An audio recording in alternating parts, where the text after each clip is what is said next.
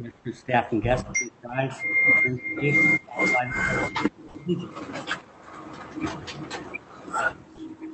Dear Lord, we thank you for this day and we thank you for this opportunity to come before you. We ask that your wisdom be with us. We ask that your hand be on our community and with all the people that are hurting out there. Make your presence known and be with us today. Amen. I pledge allegiance to the flag of the United States of America and to the republic for which it stands, one nation, under God, indivisible, with liberty and justice for all.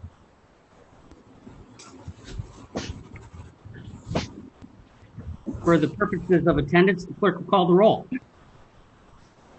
I'm having trouble. From the Berry County Courthouse in Hastings.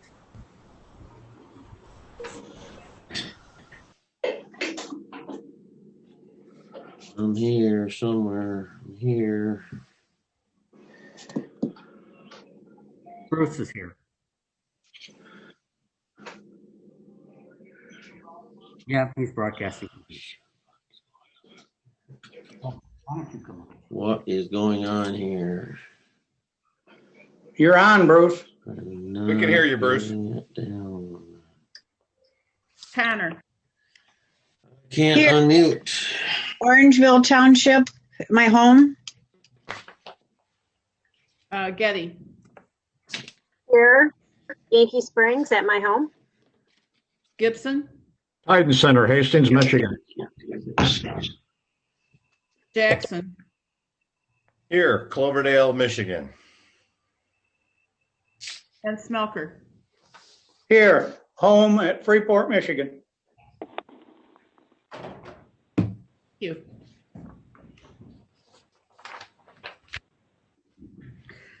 Thank you, Madam Clerk.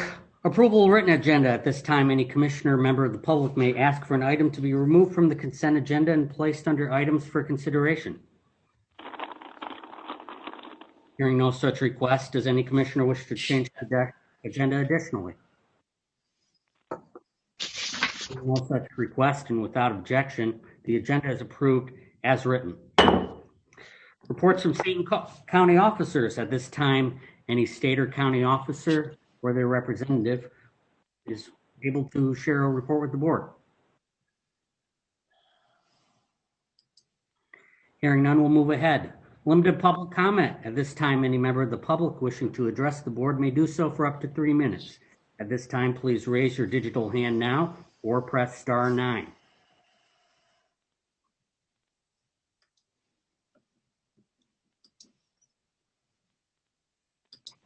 I know we have at least one public commenter. Let's start with 269-967-30 something. Please unmute his line.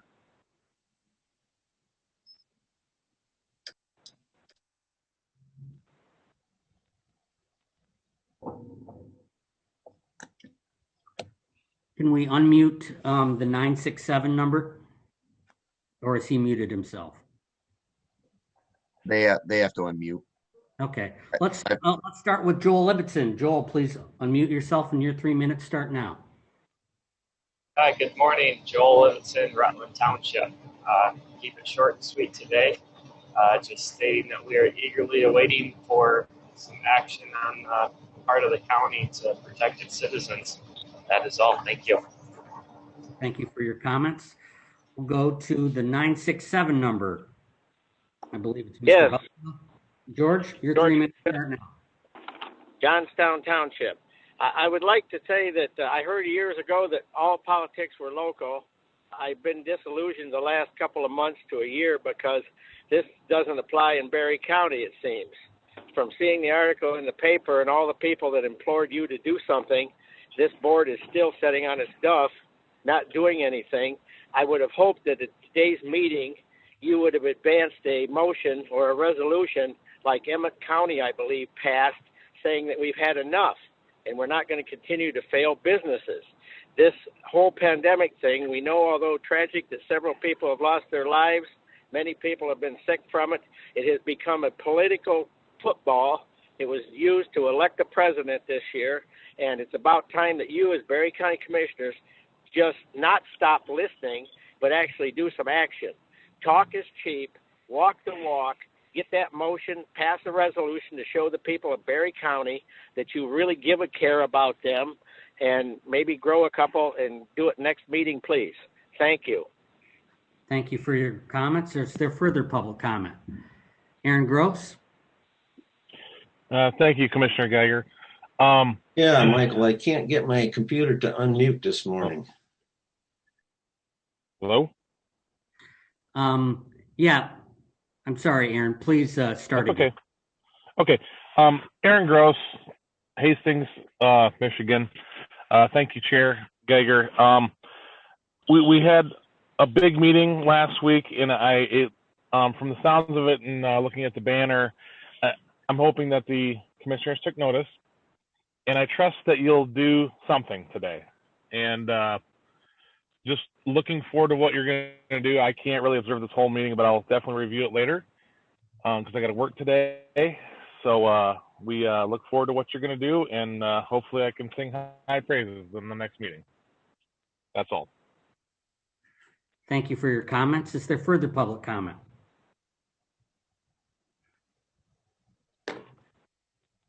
Hearing none, we'll move ahead. Various correspondence. Does any commissioner have any correspondence they'd like to share with the board?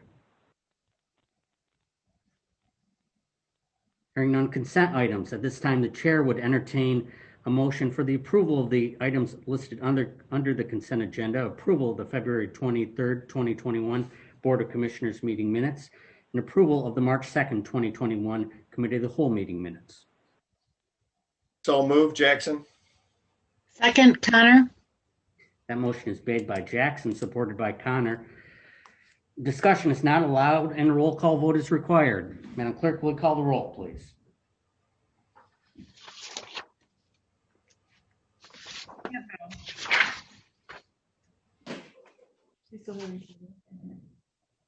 Campbell?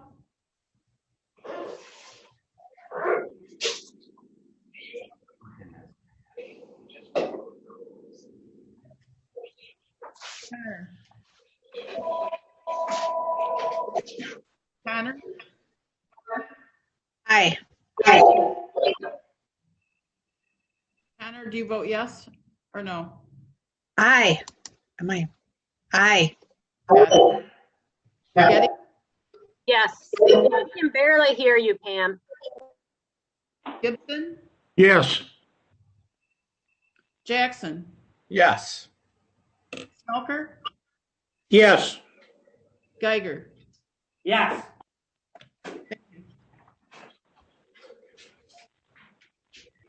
The consent agenda is approved. Presentations, we have two presentations today. Allison Troyer-Wiswell from the Berry County Blue Zones has an update. Allison, we're going to give you the ability to share your screen if you'd like to show your presentation, or we can run it here. What would you like?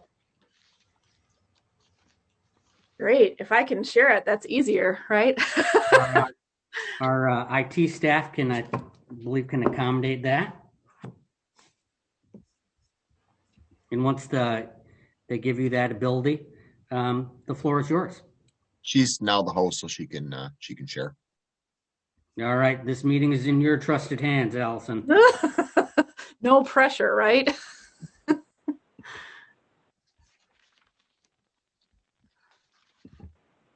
Okay, can everybody see my presentation? Yes. Okay, wonderful. Well, I thank you all, commissioners, for being willing to take a little bit of time to hear what we've done thus far with Berry County Activate. I'm really excited about all the wonderful things that we've been able to accomplish. So I appreciate you allowing me to be on this agenda. You all should have received a copy of the annual report in your packets, and I hope you had an opportunity to look through the amazing work that's been accomplished to date. This will be sort of a highlight of things versus that annual report really is a lot of detail of all the things that have been accomplished. I'm extremely proud of our work, and with the Blue Zones team and community members that have been able to work forward in these uncertain times. Today, I'd like to walk through our timeline to date and talk about some of the key highlights from the past year and few months, and then take some time to hear from all of you about questions you may have and hear how the work to date speaks to you or how it aligns to other things that are happening within our community.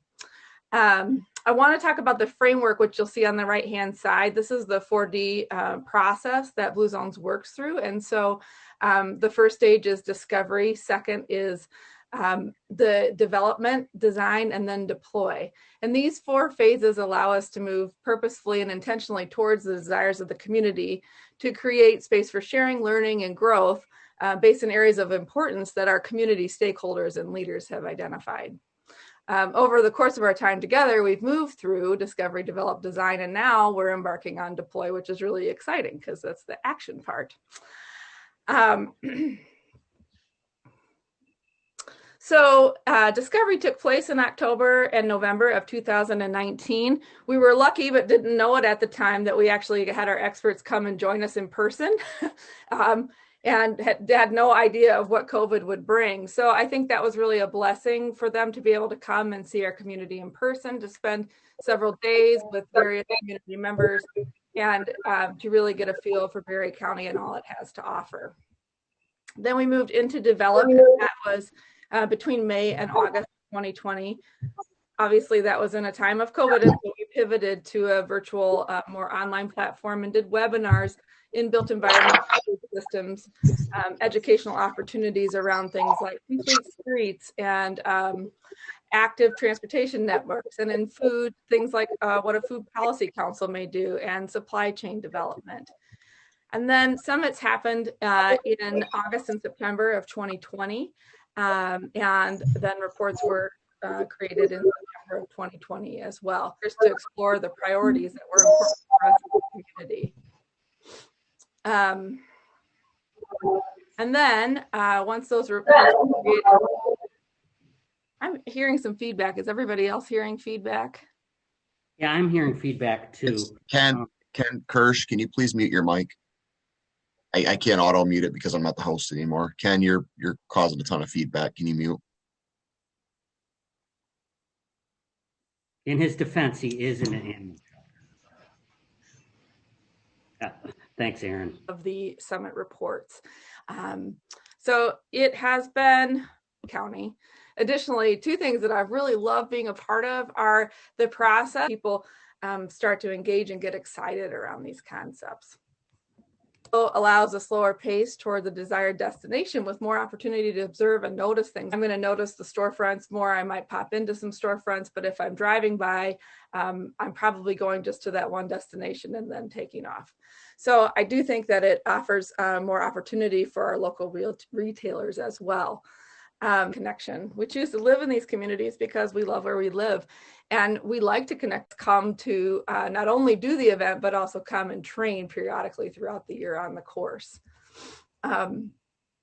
If the environment that they arrive to welcomes them by ease of travel via bike or foot, provides places to park bikes, to pop in for a quick bite to eat, I think they are that much more likely to consider Berry County as a regular destination to spend their dollars. Complete Streets goes really hand in hand with concepts around safe routes to school, thinking about ways to keep our kids healthy and primed for learning and safe. Even in rural communities, satellite drop-off locations can be established to allow for some physical activity for kids on their way to and from school. And programmatically, schools can create walking school buses to provide adults at the front and the back end of the line to escort children to school. Things like allowing walking and biking children to leave a few minutes earlier than those getting picked up encourages kids to desire that active choice. By lessening automotive transportation needs, it increases our safety in the areas of drop-off and pickup, improves our environment, and can decrease costs by decreasing the need for as many buses. In our food systems, we know that there's great pride in our local and regionally produced foods. Maggie Ademick, who's our food systems expert, took note of all the farm stands throughout the county when she came for her visit, and noted that Michigan is second in terms of the variety of crops that we can produce, only topped by California. And for that reason, I think there's so much opportunity to highlight the regionally produced foods and support our farmers. During COVID, consumers saw breaks in that national food supply chain and locally saw increase for demand of food produced closer to home. Sprout is an aggregator out of Berry County that delivers into Hastings and would deliver across the county if there were a need. But that one thing they saw was that their increase of box subscriptions increased by about 600% during COVID. Some of the statistics that stood out to us as we explored Berry County were that. I'm going to grab control real quick of the meeting here and mute the call. Okay. Sorry. That's all right. Allison, since you have control over the meeting, feel free to mute somebody that is giving feedback. That's you're empowered to do that. So. I was able to grab control of it, but she's still screen sharing, so I think we are good to continue. Good to go. Okay. Thank you.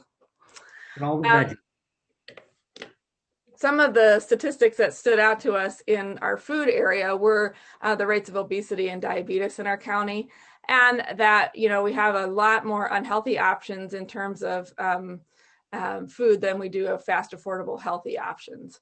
So one of the top areas that were considered priorities were looking at a food as medicine program through Spectrum Health Pennock.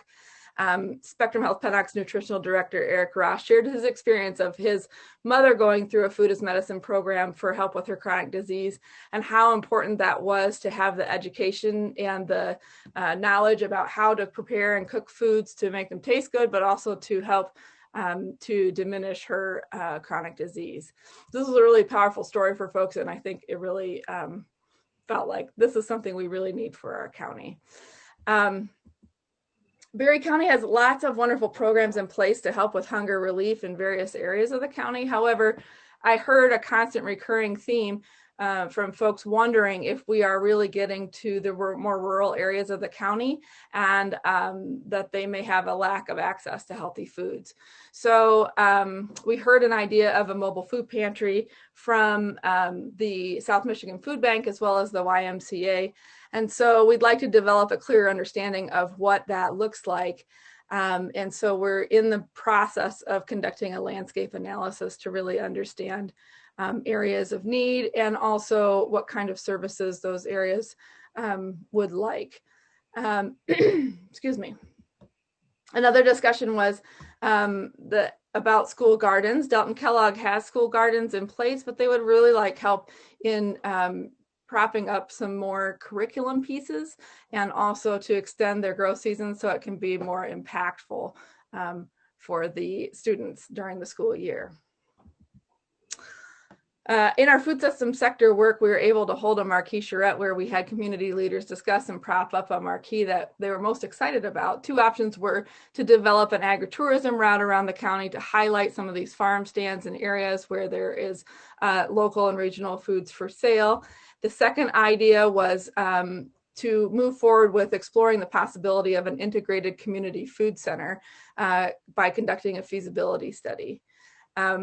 Further exploration of the community food center was chosen by a large majority of the participants. The vision of the possibilities included food prep space for Meals on Wheels program, which currently is going outside of the county with its food prep processes. Thinking about classroom and teaching space for the Food as Medicine programming through Spectrum Health Pennock, Cooking Matters classes through MSU Extension, providing incubator space for startup food businesses, perhaps coupled with some small business training, aggregator space for Berry County farmers wishing to participate in Sprout or other regional distribution programs easily, and then providing quick, healthy takeout food options and a year-round farmers market. So as these ideas got explored and discussed, you could just feel the excitement happening within the room. One of the sites that is being considered as a potential location for the center is the current Hastings Department of Public Services building. As you all know, we applied for a grant through MDARD to fund the feasibility study, and unfortunately we were not selected. However, we did have some generous nameless families that we've been able to acquire funding from. So we will be able to move forward with this feasibility study, and we'll start this process in the next month.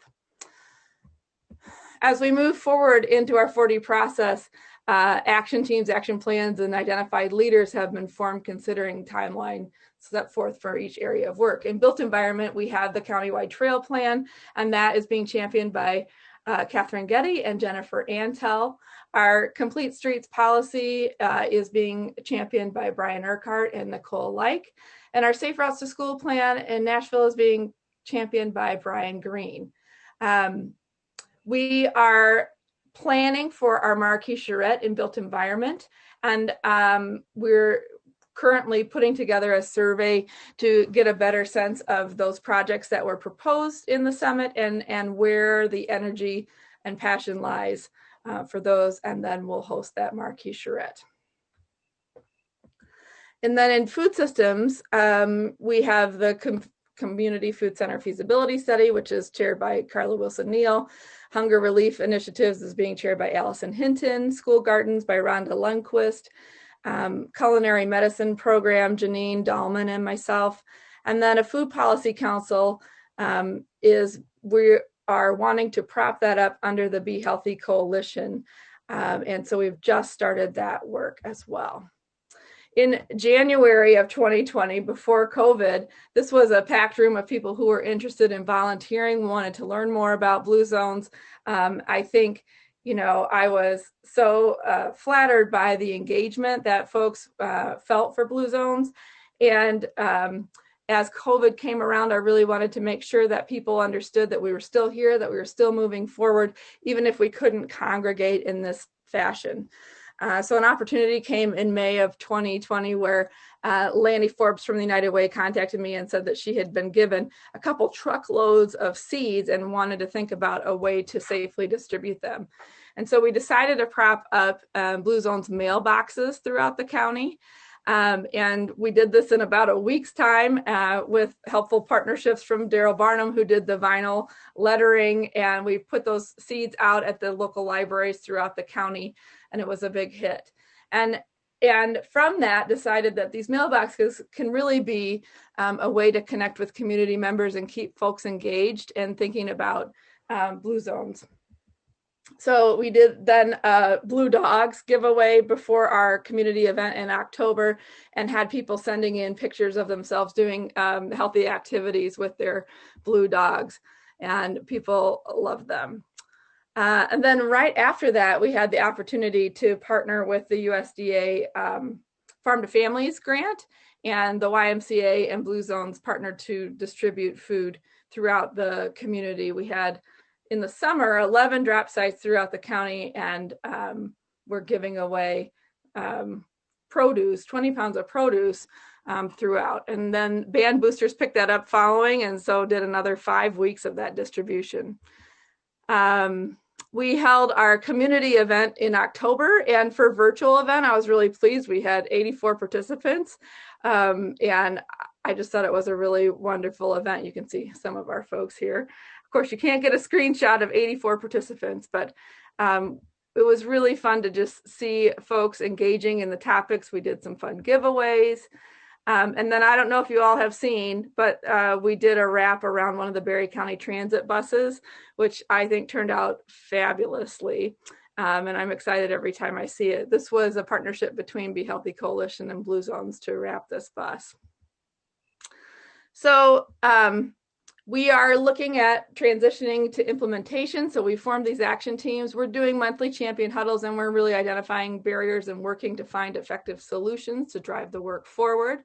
We just recently hired Karma Harris, who is a consultant for the National Association of Chronic Disease and Disability. She is wonderful, and I think will bring us lots of great content in terms of grants. And so I'm really excited to have her as a partner in our work in Berry County.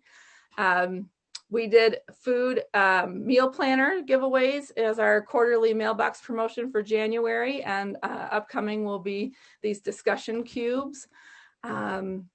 And then we just recently did another food distribution for the last 5 weeks with the USDA Farm to Families and Van Solkema Produce.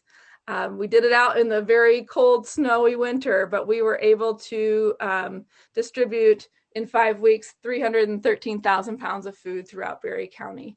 And we had it in not 11 areas, but several areas throughout the county. So we're really pleased about that. So at this point, I'd love to wrap up, ask if there's questions, discussion, and that's my presentation. Well, thank you, Allison. First, thank you for the presentation.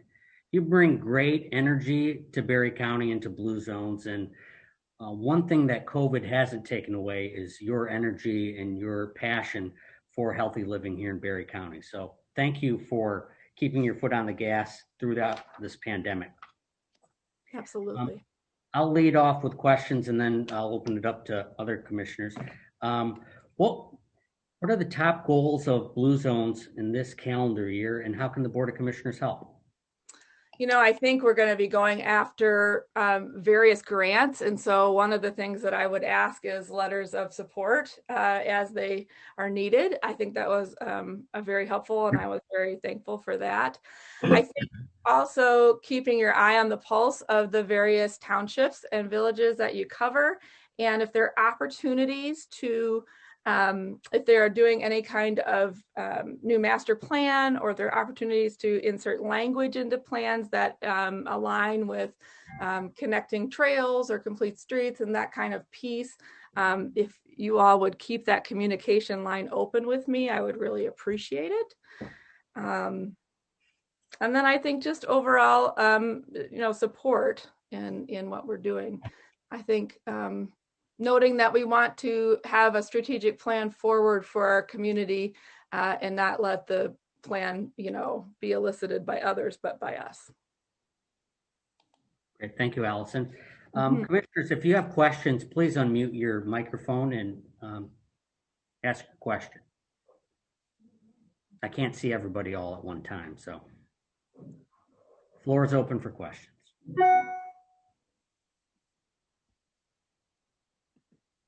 I think John has a question.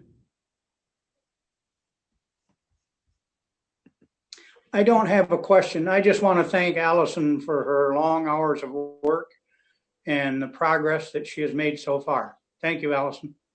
Thank you, John. So by this time next year, what do you hope to report on? I mean, what are some things that you'd like to report during next year's update? Well, I hope to see that we should be through our feasibility study and moving forward with the Community Food Center campaign. Also, I hope that we are very close to our countywide trail plan. We're working diligently on that. I'd love to see some complete streets language in some of the hubs of the community. We're aiming to have the Food as Medicine program propped up by the end of the year. So having that opportunity for folks that are working with chronic disease that want to work with food and nutrition as a way to mitigate some of those chronic disease pieces. Any other questions? I'd just like to say that having gone through the Blue Zones project, getting the input from the very beginning from the experts, and like Allison said, just getting so many people around the table with common interests and skill sets. These things have been here among us all this time, and it really, through the power of Blue Zones and this effort, it has really focused us and brought us together. And I think the end result is really going to bring some great projects to Berry County. Great, thank you, Catherine. Well, thank you. Any other questions from commissioners? I don't have any questions, but I'd like to thank Allison for all the work she's did on the Blue Zones. See, who is up to his ears in blue today? for that. I think we all love where we live and we want to see it be prosperous and wonderful going forward for generations to come. And that's my main goal. You know, I have a 9-year-old and I hope that she grows up and has her family here and that it is a wonderful place to come. So Thank you. Yeah. Any Thank other you for questions or having me. comments? Hearing none. Thank you, Allison. Thank you. Time today. Our next presentation today is from Jim McManus, Planning Director, the annual report from the Department of Planning. Jim, are you with us? Good morning, commissioners. How is everybody today? Everybody's great. Great to hear. I wanted to share with you our 2020 year-end report. The planning department through the Planning Commission is required to produce an annual report pursuant to state statute. What we try to do is identify the activity that the planning department did throughout the year. And in this case, we also included some documentation from professional code inspections about the building permit information and the activity that they have completed throughout the year. I think we sent the permit or the report to everybody through the emails. Is that correct? Everybody's got a copy of it? Yes. Okay, nods will work. All right. So if you go to really the chart on page 2, it gives you an idea of how much work the Planning Commission did throughout the year with all the different permits that we issue. Incredibly, 2020 with the shutdown and the COVID and everything, we really expected the numbers to drop significantly. They didn't. Zoning and soil erosion permits remained fairly steady, and the land division permits that you see actually went up significantly. We expected that, and we had a number of them that are producing multiple parcels on private roads that will serve as new home construction sites in the year 2021. Many of these are in Irving Township. We had several developments that had a private road introduced serving 7 to 9 parcels. So we're going to get some new homes built this year. There aren't a lot of subdivisions being built in the county, so the land division method seems to be the method of choice to get new home sites up and running. The new addresses, so we expected those numbers to be a little bit less, but they remained robust with 159 new starts. That includes all of the county outside of the city of Hastings. We do not mark the city of Hastings new home starts in our documentation as they do their own work. And then enforcement is always important.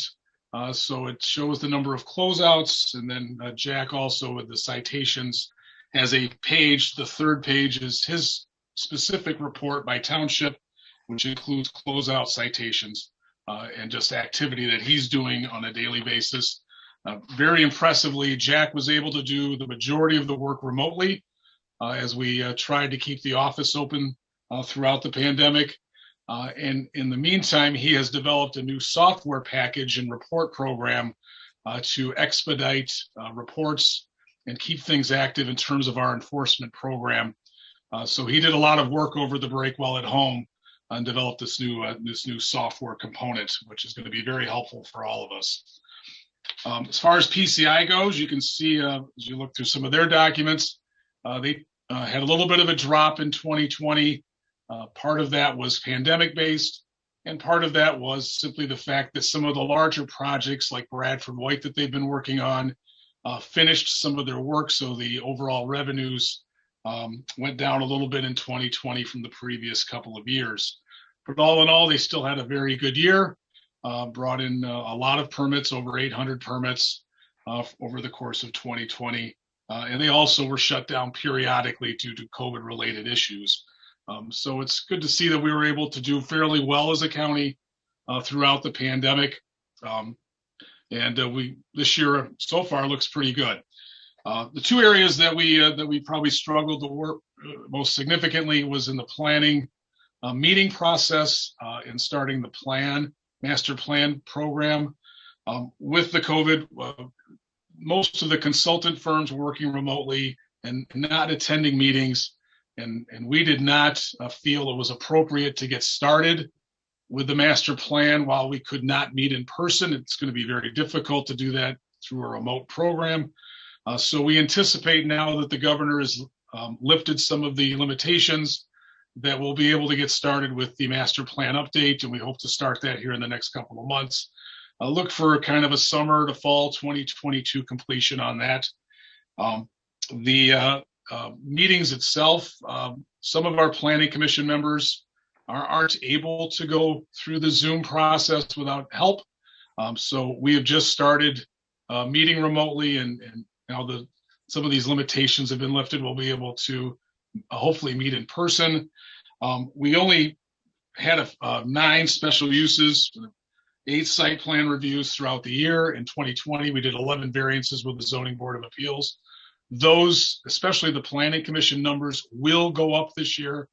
We have a number of items already in the office that need to be processed. There are several items that I'm aware of out in the county that are coming in, plus, of course, the master plan startups. So we're going to be have a very busy Planning Commission year, which will keep us fairly active. And we are starting to hopefully meet even bi-monthly if necessary to get some of these applications out of the queue and into the Planning Commission hands. Other than that, really just wanted to have this. It was just a brief synopsis of the year. Do you have any questions about anything that the Planning Department or Planning Commission, Zoning Board of Appeals is doing? I'll be glad to answer them right now if you have any questions. Jim, and thank you for your expertise and for your staff. You gave a very quick report on a very, very long process, a tedious process to keeping our county's planning and zoning department going. So thank you for that. We'll start with Commissioner Connor. Do you have any questions or comments? She doesn't have any. We'll go by district number. Who do you have any? I have no questions, but I'd like to thank Jack Ward for all of his work on the violations. I've never seen so many violations get corrected. Yeah, he's doing a great job. Doing excellent work. Catherine. Jim, do you see the trend going away from land divisions, and is anybody proposing any plats or subdivision or site condos throughout the county? Yeah. Currently, the only subdivisions that are in the process is in the village of Middleville. Everything else is being done through land divisions. I just did another one in Irving that had 10 divisions on a single land division application. So that seems to be, at least at this time, the method of choice. It's simple, it's quick, and they're able to get housing done fairly quickly. Most of the subdivision lots that are out in the county are either identified for or are actively being built on. So there is very little inventory for new construction. I don't expect that to change this year, but hopefully in the next couple of years, we start to see more development in appropriate locations. Maybe the city of Hastings, maybe around Delton. Of course, Middleville will keep going. So we'll see what happens. But right now, it's all land divisions. Thank you, Commissioner. Commissioner Jackson. Good morning, Jim. Good morning. Again, thank you for putting together such a concise report. And just reading through that is awesome the way it's presented, that you can take all that information and digest it rather quickly. I was interested, or it looks like we're seeing the trends continue. Yankee Springs, City of Hastings, Middleville, all the high growth areas for the county, the northern part of the county. Definitely the northwestern part of the county is your high growth zone. We are seeing more activity around some of the other townships, but 75% of the growth is between Hastings and Middleville and going toward Yankee Springs. Okay. Also, I noticed in the county building permits and the totals, like in 2019, Orangeville had 7,300,000, and that was just about in half for 2020, and Thornapple was at 9.3 in 2019, and that was almost also in half. Any reason for that, or just how the permits come in and the buildings go? Exactly. So some of the larger projects that have a higher value will elevate the building permit total. So for example, with the Bay Point construction in 19, that was a larger project. That didn't happen in 20, so those total revenues went down. In Middleville, Thornapple, Bradford White was the key component, the driving force. They finished the majority of their work, so those numbers were going to drop automatically. And then some of it is just simply the fact that not as many permits were issued because of the pandemic, so that we were going to naturally have a drop off with revenues. Yeah. And just one other notation, it seemed like the number of complaints stayed relatively consistent year over year. I was just kind of wondering as I was looking at it, because with everybody being home, you'd think that that would create a little more awareness, maybe tension between neighbors or properties, but it actually stayed pretty consistent. Didn't look like it does. The numbers really, if you look over even the last 15 years, are relatively consistent. I think we would have had higher numbers, but because Jack was working remotely almost, especially from April through June, he never was in the office. He worked remotely entirely. And then through the end of the year, he was coming in maybe 1 or 2 days a week instead of the full, and he would work remotely to keep up on things. So maybe all the complaints weren't submitted because the office wasn't staffed as much. So, but we got to all the ones that we could get to. I think Commissioner Jackson is onto an interesting psychological theory that as lockdown increases, do complaints in zoning increase? I guess we don't know. Could you have another year that I don't want it, but you could find the trend. I will say that some of the complaints that were out there, became more severe. So we're having to do more with them because people couldn't move things as they used to be able to. Right. Thank you, Jim. You bet. All right, Commissioner Smelker. No questions, Ben. Thank you. Thank you for what you do, Jim. You're welcome. Vice Chair Connor. No, everybody pretty much covered the questions or the comments that I had, but I want to thank Jim for what he does. Thank you. Thank you. Commissioner Campbell. Yes, first and foremost, thank you, Jim, for everything you do and for what you continue to do for our county. And secondly, apologize to everybody for my technical difficulties this morning. However, I have found out that if your volume is turned all the way down, I cannot hear you. So thank you. Well, we all admired your patience and your resolve to get through it. So it happens to all of us. Yes. Thank you. Are there any other questions or comments from commissioners? Hearing none, thank you, Jim. You're welcome. If there's no objection, we will recess until 9:50. Hearing no objection, the board is at recess.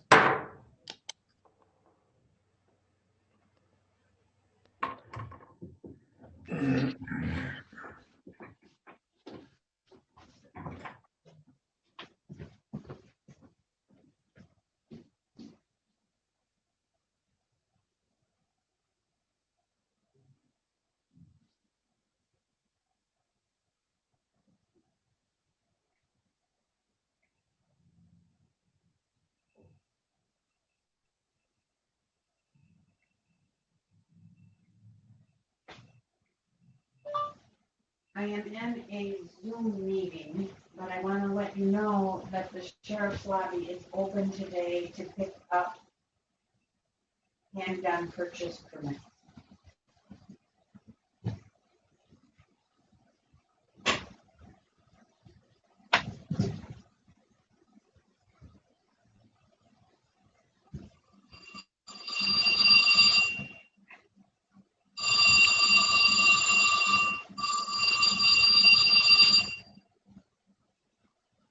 Yes.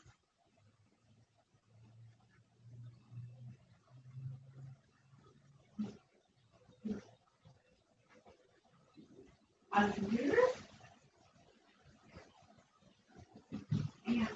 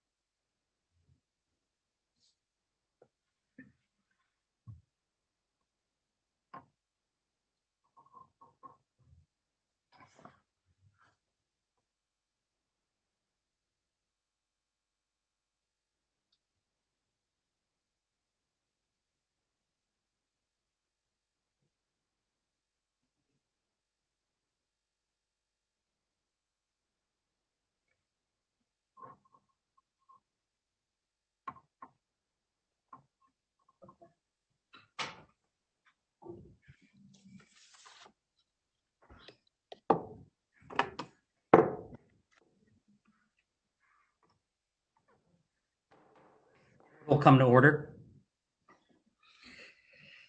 Public hearings, we have none. Items for consideration, Commissioner Getty. Here we go. Sorry, technical difficulties. I move for the approval of prepaid invoices in the amount of $3,294,715.66. Support Smelker. Moved by Getty, supported by Jackson for the approval of prepaid invoices. Approval of prepaid invoices in the amount of $294,715.66. Is there discussion? Hearing none, the clerk will call the roll. I have a question. Did Smelker or Jackson? I heard Smelker and you said Jackson. I go to the runner. We'll go with Smelker. Connor, Yes. Getty, Yes. Gibson, Yes. Jackson, Yes. Smelker, Yes. Campbell, Yes.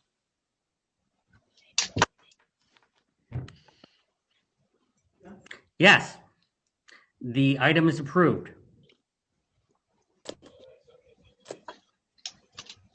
Mr. Chairman, I move for the approval of claims in the amount of $54,058.29.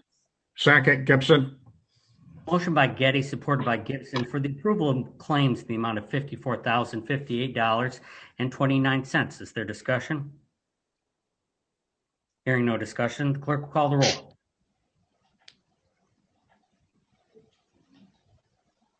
Sure. Getty, Yes. Gibson, Yes. Jackson, Yes. Smelker, Yes. Campbell, Yes.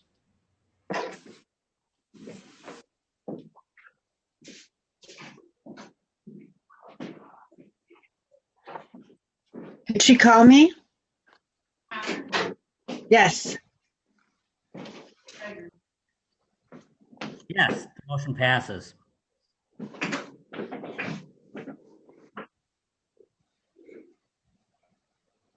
I move to approve of commissioner reimbursements for mileage in the amount of $123.31. Is there support? Support.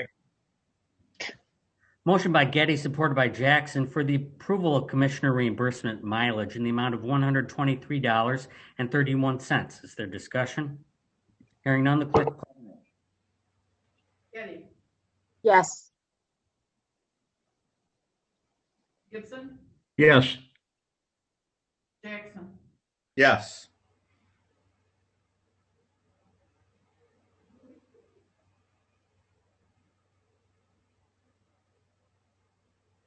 John?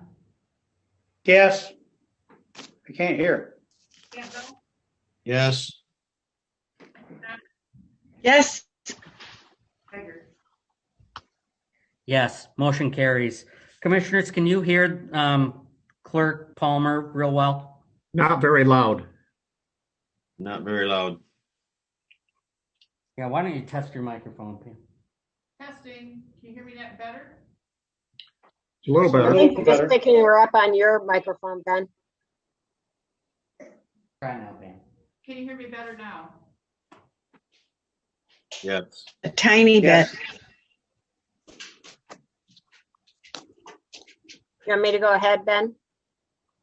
We're gonna get Pam worked out real quick. Can you hear me better now? I'm going, it's not working. I'm just gonna have you move up. Can you guys hear me? Yes.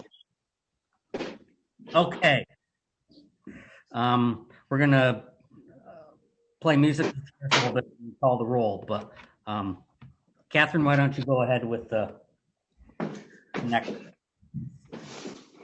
Make a motion for the approval of the attached reimbursement grant agreement in the amount of $10,000 with 270 Incorporated to pay for the spay and neuter of feral and barn cats TNR program and authorize the board chairperson to sign it. Support, Gibson. Motion by Getty, supported by Gibson, for the approval of the attached reimbursement grant agreement in the amount of $10,000 with 270 Incorporated to pay for spay and neuter of feral barn cats TNR program and authorize the board chairperson to sign. Discussion. Ken, since we didn't have a committee of the whole meeting, why don't you walk us through what this proposal is? Sure. Good morning, everybody. So this is another 270 grant that I applied for and got to continue with the spaying and neutering of these barn and feral cats here in Berry County. I'm anticipating, obviously, a huge influx coming into springtime, and it'll help us be able to continue to address the overpopulation of these feral and barn cats in the county. It's paid in full. We're using Broadway Veterinary Clinic, And people come down, they come down with their driver's license and show that they live in Berry County, and then we schedule. We give them a date and a time to schedule the spaying and neutering of the animals, and it's been pretty successful. And we're going to continue this and keep it going right into the spring and summer. Well, this has been a very successful program for several years. I've noticed difference in the amount of cats I hear outside my house in Nashville every night. Gone down a lot. So thank you. Questions from commissioners. Let's start with Commissioner Jackson, who sits on the ASAB. Nope, no questions. I had a chance to stop in a few weeks ago and sit down and talk with Ken, take a quick tour of the shelter. It is amazing how the transformation is continuing. It's bright, it's clean. It's done a great job with adoptions this year. The staff down there is doing an outstanding job, and shout out to all the volunteers who had continued to work through the pandemic. So Ken, appreciate your leadership in making all that happen. Oh yeah, we keep going. If there's any other questions or comments from commissioners, please unmute your microphone and speak into the microphone. I had a question. Go ahead. Is there any cost to the individuals bringing cats in? Is there a cost share, or is it completely free?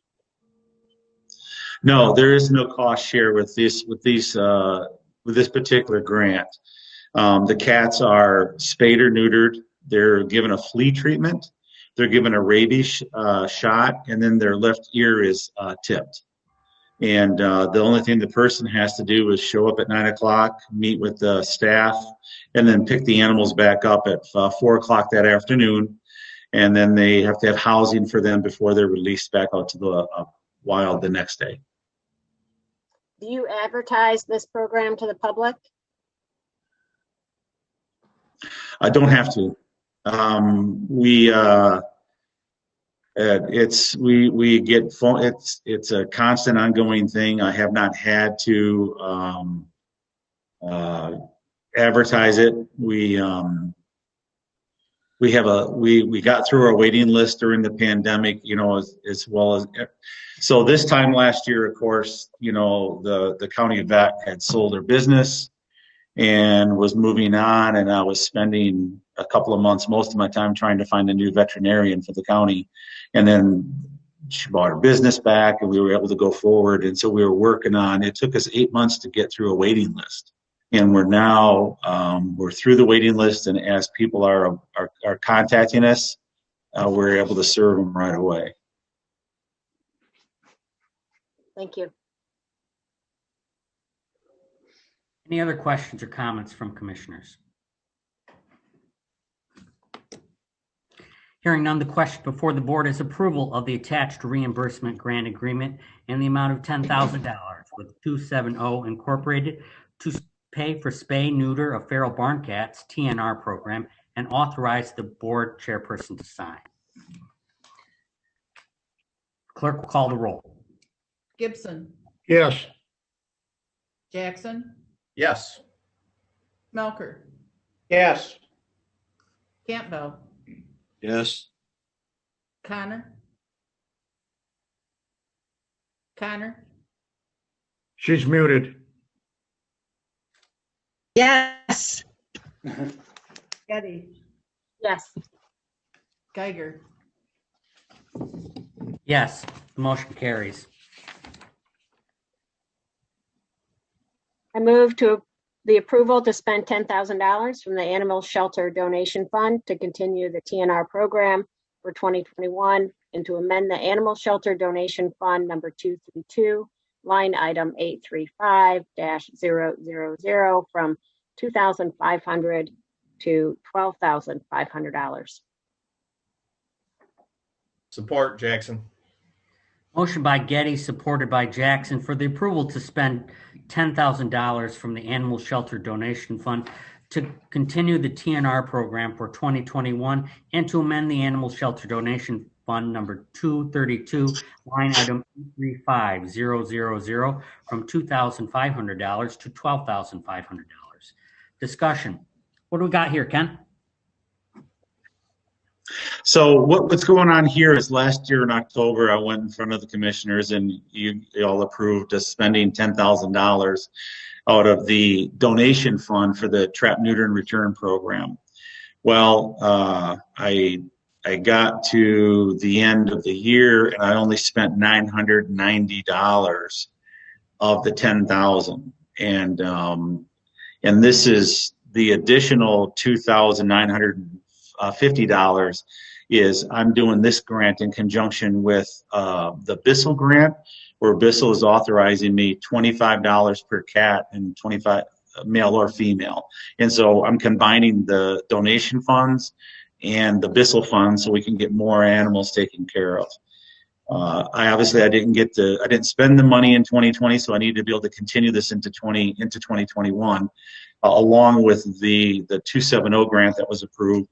And as this is going on, I've got more applications out there. So I'm trying to keep this going without having a break. And the reason I had to apply for some donation funds last year is because there wasn't any grant money available. So this new 270 money just became available. But I continue to apply for these grants so the county, I can try to keep this program rolling and not without a break. And if I have a break, then I've got to get a waiting list, and then I go to the waiting list, and then you got people that are calling me today, but I'm talking to someone from 4 months ago on a waiting list, and it's really a difficult thing to keep going. So I'm always looking for funds to move forward, trying to think into the future. Great. Thank you. Do we have any questions from commissioners? If so, please unmute your microphone and ask your question now. So just to clarify, this was money that the commission approved last year that we're basically rolling into 2021. Exactly. I had grant money up till October or September, October, and then I got this approved in October, and we just didn't get the opportunity to spend the money. And then winter hit. And then the TNR program kind of usually takes a big lull into the late winter. And then, of course, it's picking up right now in springtime. And so, yeah, this was already approved. I just want to be able to continue with those funds into 2021. Awesome. Thank you. Mm-hmm. Any other questions or comments from commissioners? Hearing none, the question before the board is approval. Did I hear a question? Hearing none, the question before the board is approval to spend $10,000 from the Animal Shelter Donation Fund to continue the TNR program for 2021 and to amend the Animal Shelter Donation Fund number 232, line item 835000, from $2,500 to $12,500. Clerk, call the roll. Jackson, Yes. Smelker, Yes. Campbell,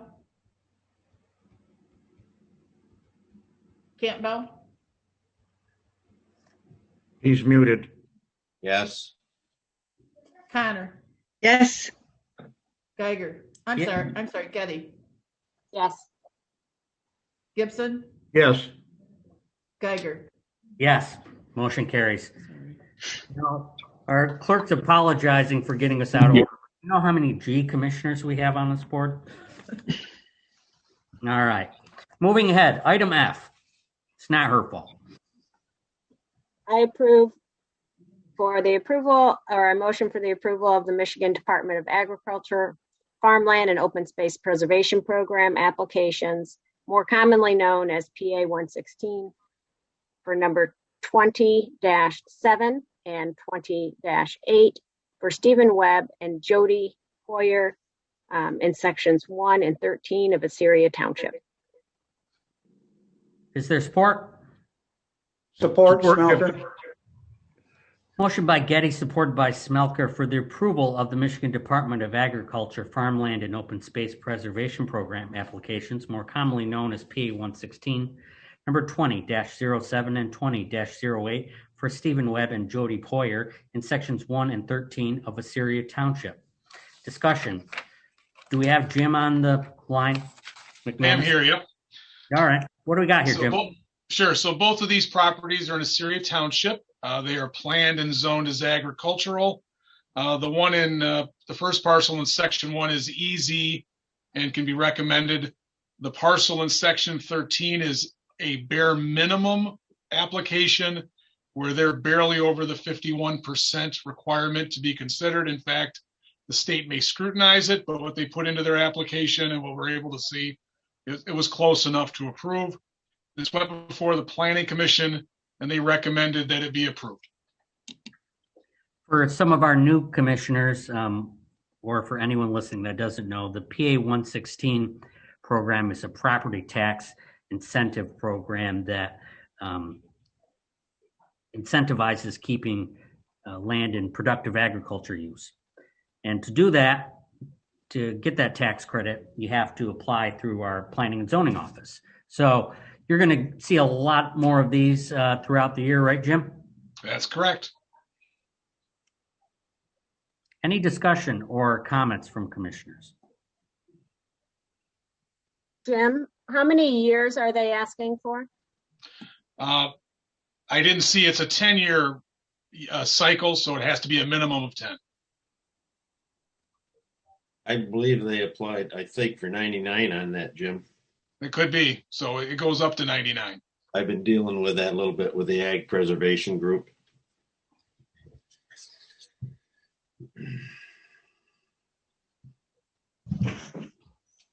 Any other questions or comments? Hearing none, the question before the board is approval of the Michigan Department of Agriculture Farmland and Open Space Preservation Program applications, more commonly known as PA 116, number 20-07 and 20-08 for Stephen Webb and Jody Pryor in sections 1 and 13 of Assyria Township. Clerk will call the roll. Smelker, Yes. Campbell, Yes. Connor, Yes. Getty, Yes. Gibson, Yes. Jackson, Yes. Geiger. Yes, the motion carries. Thank you. Thanks, Jim. I move for the approval to issue the attached request for proposals for hazard mitigation plan update services. Is there support? Support, Jackson. Motion by Getty, supported by Jackson, for approval to issue the attached request for proposals for hazard mitigation plan update services. Discussion? Do we have Mr. Yarger here on the phone? Or yes, Michael? and he was even able to find his mute button. All right. We are all struggling with that today. Go ahead and tell us what this is about, Jim. Yes, we were awarded the hazard mitigation plan upgrade grant through FEMA, and this is the request for proposal to be issued to pick a firm to do that update for us.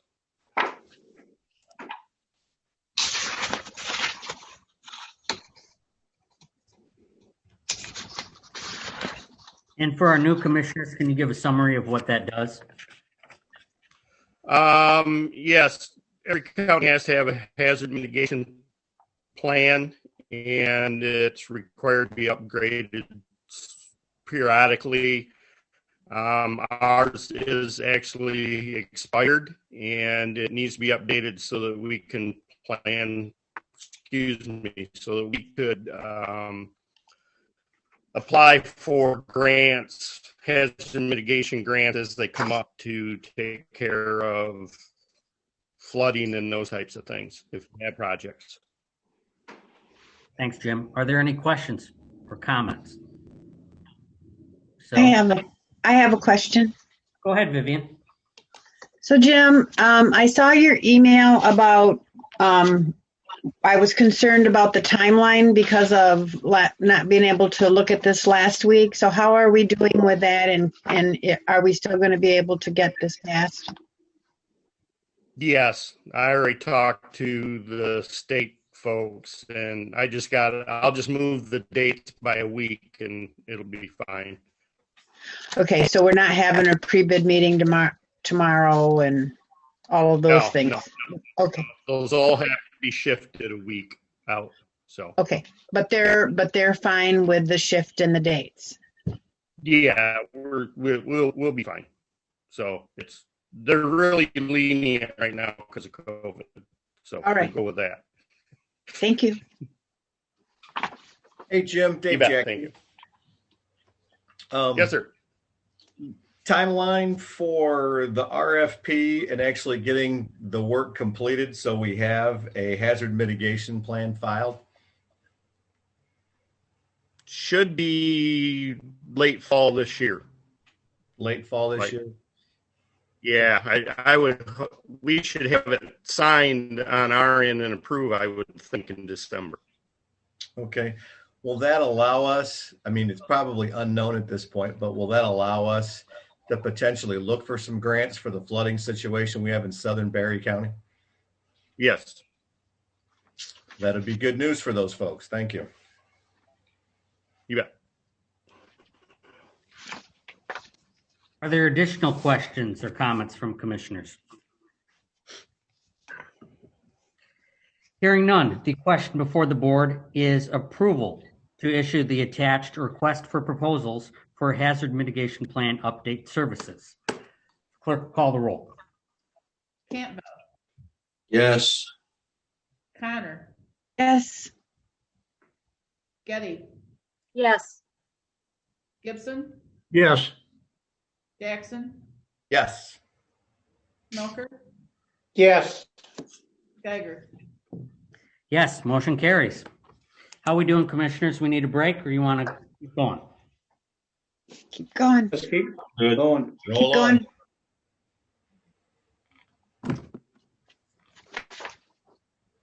I move for the approval to authorize payment of $19,156 to CMP Distributors Incorporated from the capital outlay budget for the purchase of tactical vests to replace the outdated vests. Support Gibson. Motion by Getty, supported by Gibson, for the approval to authorize payment of $19,156 to CMP Distributors Incorporated from the capital outlay budget for the purchase of tactical vests to replace outdated vests. Discussion. Under Sheriff Sixbury, I believe you have some information you'd like to tell the board about this request.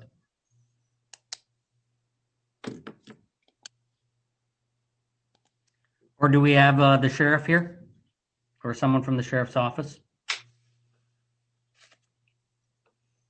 Jason's smiling. No audio. Oh. Usually, His volume may be down on the computer also. All right, Six, we got you.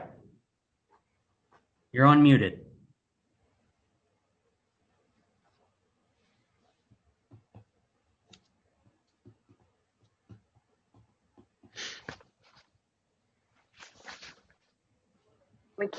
I can't hear him. Can anybody hear him? I can't hear him.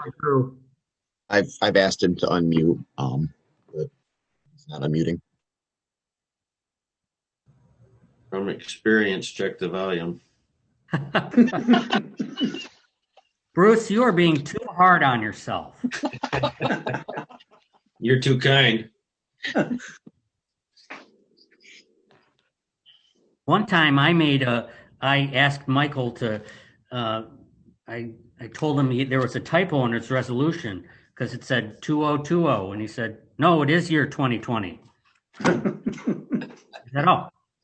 Michael, did you have anything to add on the request? I can make sure I'm unmuted. Thank you. I can talk to it briefly. So this is a request that actually was authorized in 2020. The ordering of the vests occurred in 2020. There was I'm going to say a delay. I don't know if it was truly a delay or if it was just the amount of time it takes to order and size the vests for all of those members that receive them and then receive them. But the initial ordering occurred in August of 2020, as I understand it. The vests came sometime late in the year, and then the invoice was received in January after we had effectively closed the books, if you may, for 2020. So because of that, what we need to do is reauthorize these funds to be paid out of 2021 is effectively what you're doing. The funds remain or carried over. They're in a special revenue fund, a capital replacement fund. If you'll remember, we set that fund up specifically to deal with these types of recurring items that occur every few years, are significant costs, but we weren't necessarily budgeting it on a regular cycle. So effectively what we're doing is just reauthorizing the expenditure of these funds for 2021, much like we did with Ken Kirsch on the $10,000, if you may. Michael, can you hear me? There we go. I talked long enough, Jason. You were. Well, unfortunately, it showed that I was unmuted. However, David had to help me out here. So, are there any other questions since Michael helped me get through this?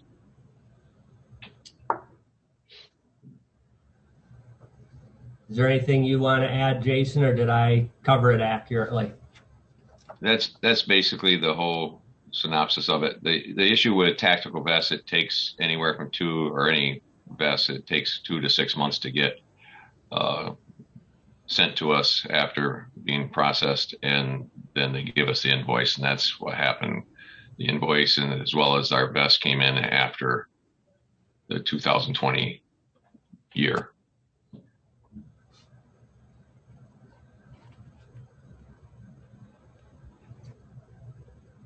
I think that you had asked the question, Dave. Is that cover it? Okay.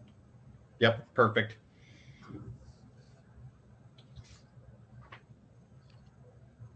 Are there any other questions or comments from commissioners?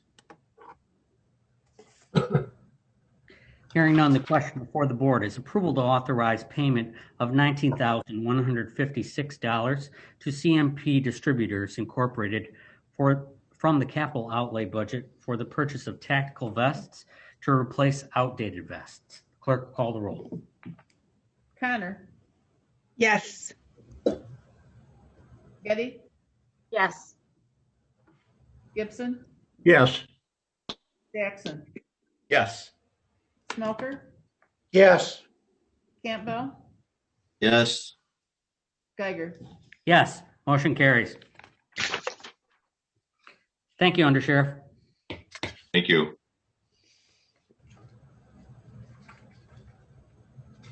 I move for the approval of a request for $5,000 to update the Drain Commissioner's rules, procedures, and design criteria for stormwater management systems.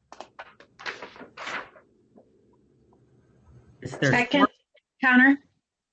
motion by Getty, supported by Connor for approval of a request for $5,000 to update the Drain Commissioner's rules, procedures, and design criteria for stormwater management systems. Discussion. Do we have Jim or Tammy on the line? Anybody from the Drain Commission?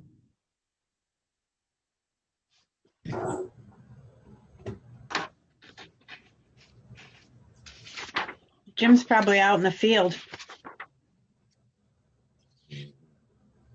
Mr. Chairman, I don't see anyone from the Drain Commission on the, they were notified, but I don't see anybody on the Zoom meeting. I'm happy to run with this one as well if you'd like. Yes, please go ahead. Okay. This is a very similar item to that previous one, and I don't know if it was COVID or if it's just the way things happened last year, but effectively they had the same. So these were funds that were authorized last year. They were transferred from the contingency fund into the Drain Commissioners Fund. They were not able to use those and bill them last year, so they reverted back to the general fund. They don't remain in a special revenue fund, unlike animal shelter donation fund or the capital replacement that we previously talked about. These are part of the general fund, so they just went unspent. So the Drain Commissioner is coming back to the board this year and asking for reauthorization of that same $5,000, which will require you to amend the budget, moving the funds from contingency to the Drain Commissioner's budget for 2021. I talked about, I'll make one other comment. I spoke about the process for the funding. I can do my best to talk about the purpose of the funds, which is to update the subdivision drainage rules for Berry County. I'm not as familiar with that, but I'll do my best if anybody has any questions.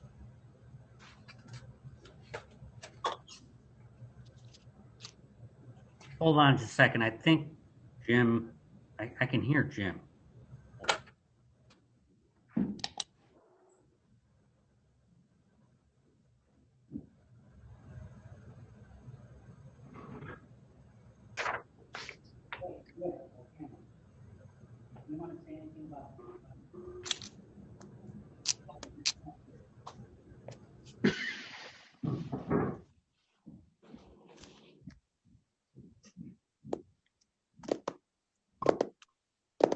Jim's coming upstairs. He's going to share from here.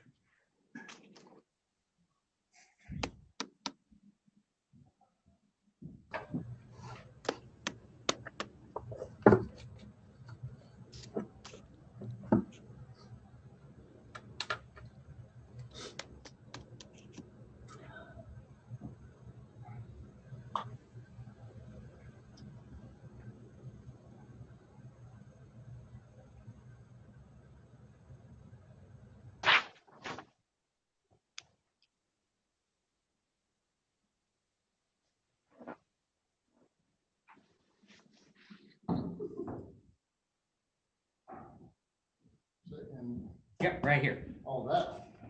Here's Jim. Am I there? Good morning. Are you there? Okay. Jim. Morning all. Yeah, this request is the same thing we had last fall. We were redoing the storm regulations, and ENG had given us a price of not to exceed $5,000, but they didn't get it done by the end of the year. So Tammy gave it back because ain't no sense in us sitting on it while we're waiting for them. Now they've got it. The preliminary draft is done, so we'll have to pay them probably in the next month or so. So we thought, well, we better come up and see if we can get that money back. Are there any questions or comments from commissioners? Why, I have one. Why are you redoing the rules? State statute says that we have to have these rules in place, and they've changed a lot of the stormwater stuff over the years because we're getting a lot more rain than we used to have. It used to be it was a 100-year storm. Now the 100-year storms are down to every 10 years. So we got to bring everything up to date to handle the water on site. Thank you. Yep. Any other questions from commissioners? Hearing none. Thanks, Jim. Yep.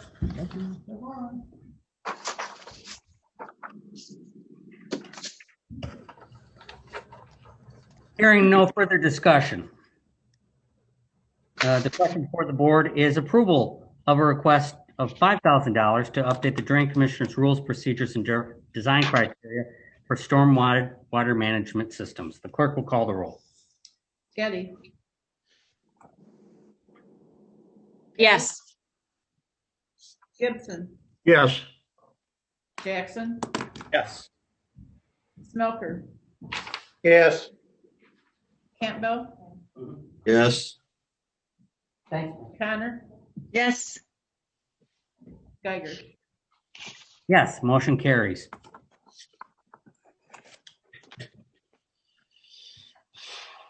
I move for. Did you say something, Ben? I was just commenting, we made it through the first page of our agenda. We're on page 2. On to page 2. I move for the approval of the attached quotation for ESS Incorporated in the amount of $30,000 to install 70 bipolar ionization units in the HVAC systems at the courthouse, Courts and Law Building, Titan Center, Health Department Building, and the Sheriff's Department and Jail. Is there support? Campbell Support. support. Motion by Getty, supported by Campbell, for approval of the attached quotation from ESS Incorporated in the amount of $30,000 to install 75 bipolar ionization units in the HVAC systems at the courthouse, Courts Law Building, Titan Center, Health Department Building, and the Sheriff's Department / jail. Discussion. Michael, are you handling this one, or we got Tim? For Tim, is both Tim and I, I'll maybe start with Tim Neeb, our Building and Grounds Director, has pulled the quote together and worked with ESS, who is our current HVAC provider. So to talk a little bit about this, and we can answer some questions.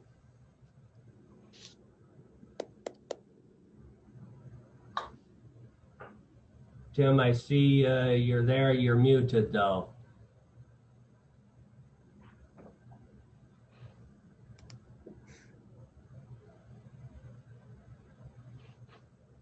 So, Mr. Chairman, while Tim works through the technical issues, I'll start with this and again run with this.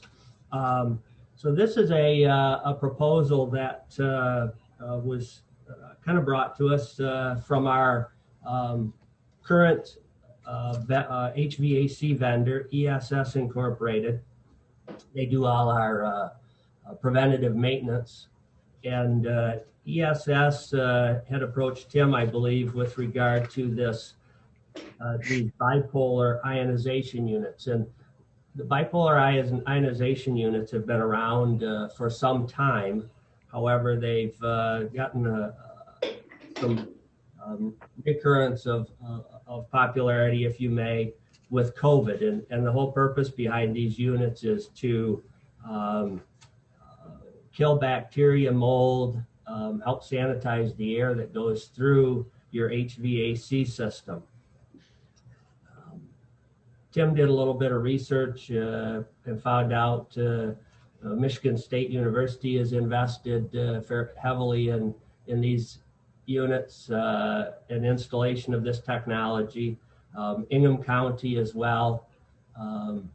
There's information, varying opinions, if you may, regarding the effectiveness of these units out there. Just like anything, I guess you can Google it and you can get a broad spectrum of input and whatnot. We've come to the conclusion that they do have some benefit. We're looking at some of the units that have been installed. For example, Michigan State University, they're investing in them and are suggesting that you might consider investing in this technology for the county. We do have an option or an opportunity to purchase them through ESS at a reduced rate. Tim did get a quote from a competitor, one that we has had our HVAC business in the past. We bid that out every so often, so they're a reputable and reliable company. as a corresponding quote to see what it might otherwise cost, and we're again just bringing it to you for some discussion and consideration if this is something that we want to move forward with. Tim, I see you're on mute. Do you have any input? Yeah. Am I good now? Yep. Can you hear me? Oh, okay. Yeah, thanks, Michael. I think he summed that up quite well. It's just another piece of the puzzle to try and protect our buildings. As you research that, as Michael said, in the past, it's been used to kill a number of different things in the air. And the new statistics are starting to show, the new tests are starting to show that it is very effective in killing COVID. The tests that have been run, what I'm seeing is that it's killing 99% of the COVID in the air, and it's killing up to 85% of the COVID virus that is on the surface.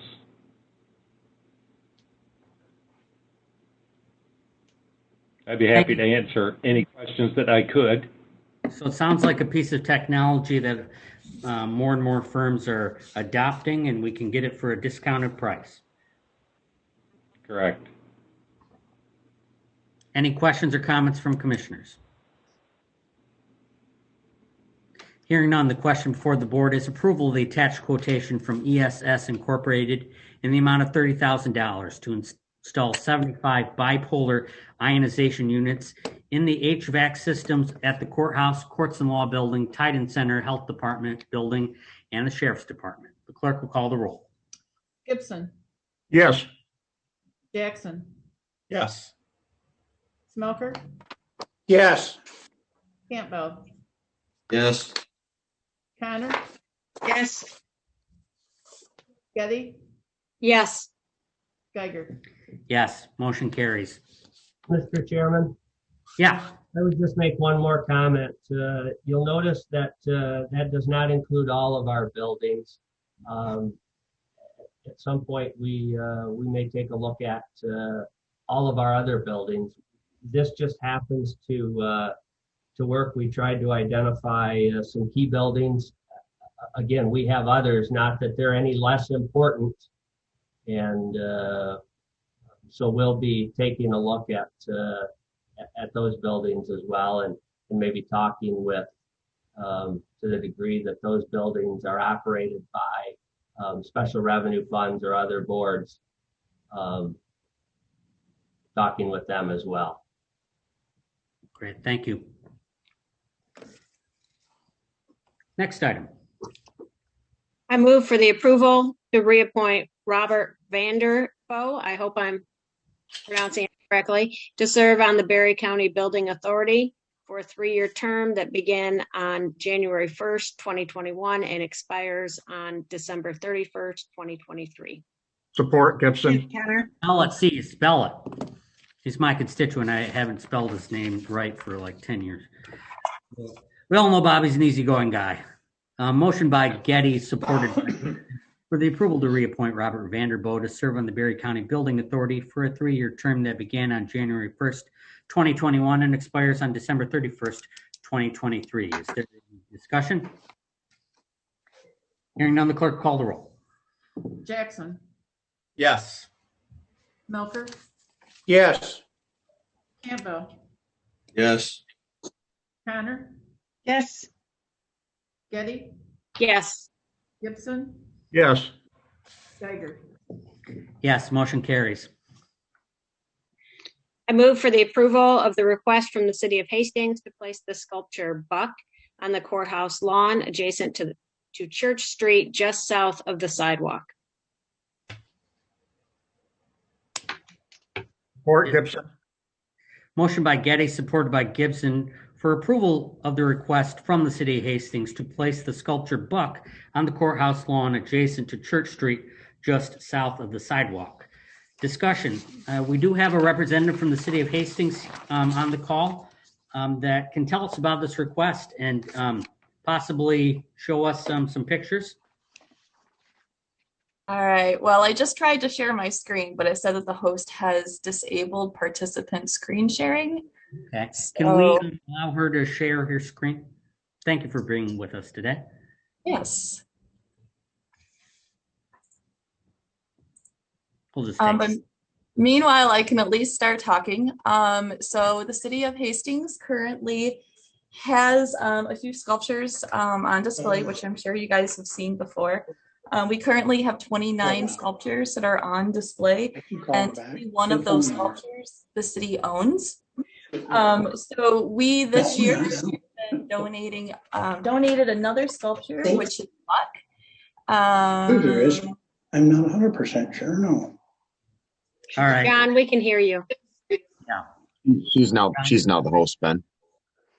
Yeah. She can share her screen. Great. All right, can you guys see the screen now? We can.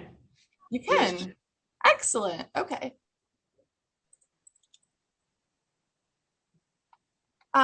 So we were just purchased the sculpture Buck, which was purchased and donated to the city. And here is a picture of that sculpture. So what we would like to do is, after walking around the city of Hastings, and we tried to identify the absolute best location for the sculpture, we really feel that the courthouse lawn is the best location that we could put this sculpture. I tried to include a map. So here we have State Street and we have Church Street, and we would like to put that sculpture just south of the sidewalk there.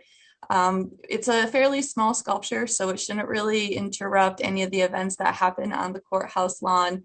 And it will be in the grass, so it won't interrupt the sidewalk at all. Yeah, does anyone have any questions? Is there any history to this piece of art? Specifically, no. It has been on lease with the city for a year now. And then we had a couple that decided they wanted to purchase it and donate it to the city. Great. I have a question. Go ahead, Commissioner Connor. So it isn't costing us anything. We're not purchasing it, but who's moving it, and who's paying for that? And does Mr. Neeb care about because of mowing?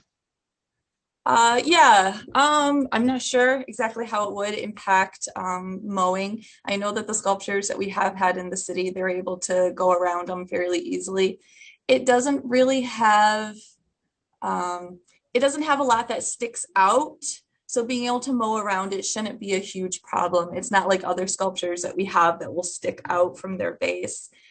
And then as in terms of who will move it and who will be responsible for it, the company that we work with, Midwest Sculpture Initiative, they would be the ones that move it. And as in terms of maintenance, the city is in charge of any maintenance, and all of that we outsource to the Midwest Sculpture Initiative. And so the city would be paying to move it, for that company to move it? Okay. Yes. Yeah, I just see that you're not going to get a mower up and around those, I think they're concrete pads that it sits on. So I just wondered what Mr. Neeb, Tim Neeb's thoughts were about the mowing and trimming. I don't envision that's a problem, Vivian. Okay.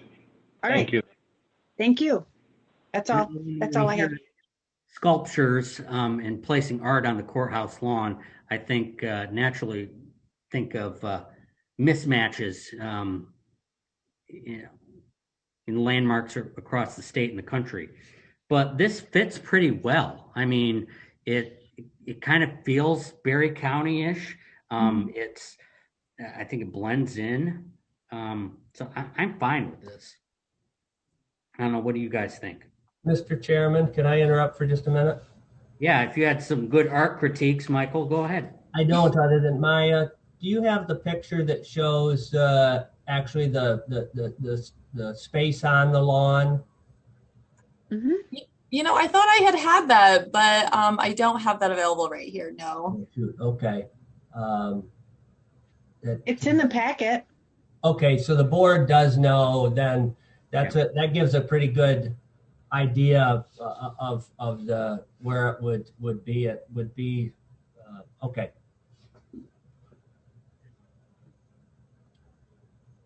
Well, it's a bigger buck than anything I got. There any other questions or comments from commissioners? Hello, I think it's great. I think it's great to see art around the city, and I'm happy that we can have something on the courthouse lawn. Yeah, it's cool. Anything else? Hearing none, the question before the board is approval of the request from the city of Hastings to place the sculpture buck on the courthouse lawn adjacent to Church Street just south of the sidewalk. Clerk, call the roll. Smelker, Yes. Campbell, Yes. Connor, Yes. Getty, Yes. Gibson, Yes. Jackson, Yes. Geiger. Yes, motion carries. Thank you. All right, thank you very much. I just have one more comment. Thanks to the family who donated that. I think it's only through those generous donations that we see as many sculptures around Hastings as we do. Yes, we really appreciate it, and we'll be releasing the name soon. We're quite excited about it. Great. Thank you. Yep.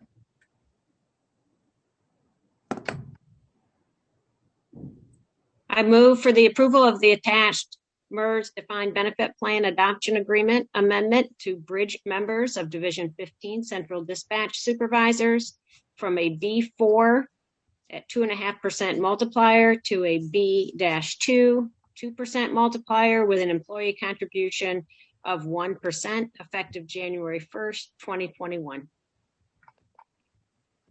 Support Gibson. Been moved by Getty, supported by Gibson for approval of the attached MERS Defined Benefit Plan Adoption Agreement Amendment to bridge members of Division 15 Central Dispatch Supervisors from a B4 2.5% multiplier to a B2 2% multiplier with an employee contribution of 1.00% effective January 1, 2021. Is there discussion?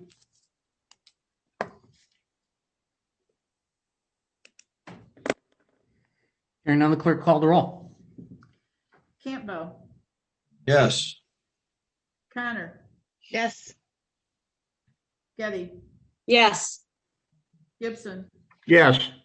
Jackson, Yes. Smelker, Yes. Geiger. Yes, motion carries. We have no unfinished business. New business. I'll wait and give this during chairperson's report. County administrator's report. I'm all set. Thank you, Mr. Chair. Take off my mask for this, Madam Clerk. We had a lot of public comment last week and a lot of public heartache from people that didn't know where to go and are at the ends of their ropes. Our heart goes out to them, and it would be inappropriate for us not to respond and to ignore the cries and tears that were shed last week. So I don't know what the board wants to do with this, but we need to do something. So I've written up a resolution. I don't know if you want to pass it today or pass it to a cow, but I wrote down I penned this out, and I think it's reflective of what we all feel. This is a resolution supporting small business in Berry County. Whereas through their ingenuity, dedication, and resilience, the people behind small businesses build and sustain our way of life and foster the community spirit which defines us. And whereas the heartache, hopelessness, and despair of the people operating these businesses has been heard by this Board of Commissioners through hours of sincere, heartfelt public comment on March 2nd, 2021, delivered through powerful words interrupted only by the sound of crying. Therefore, on behalf of the people of Berry County, Michigan, be it resolved that the Board of Commissioners stands with our residents and implores the governor to hear their voices, see their tears, and begin delivering a pandemic response which values lives, livelihoods, and the vitality of our communities. Be it further resolved that this Board of Commissioners offers its gratitude to State Rep. Julie Calley, State Senator John Bison, and their respective staff members for assisting the hurting throughout this pandemic and for working to bring to the administration's attention the plight of our residents and businesses. And we ask they share the stories heard here in pursuing relief for our residents.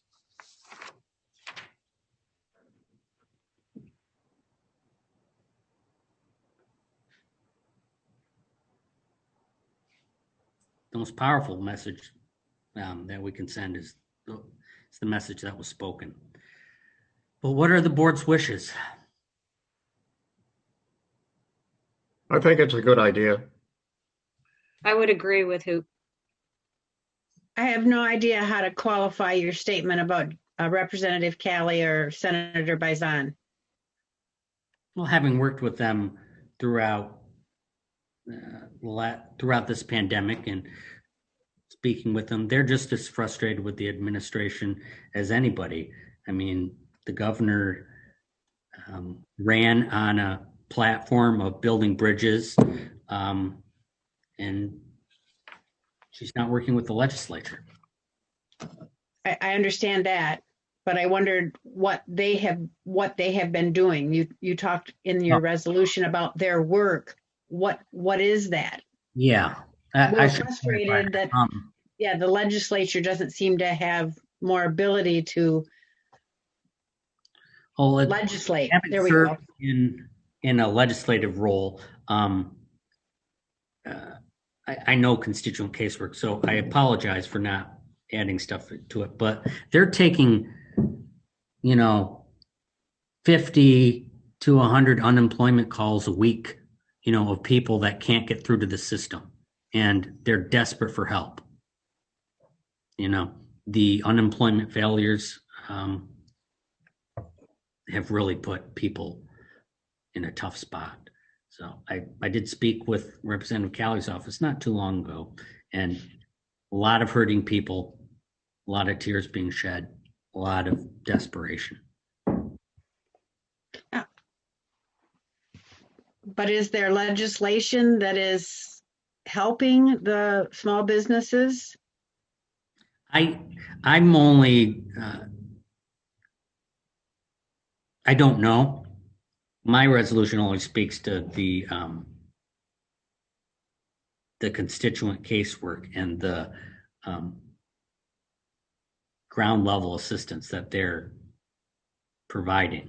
I didn't really want to get into the politics of different bills. So this is just recognizing their compassion.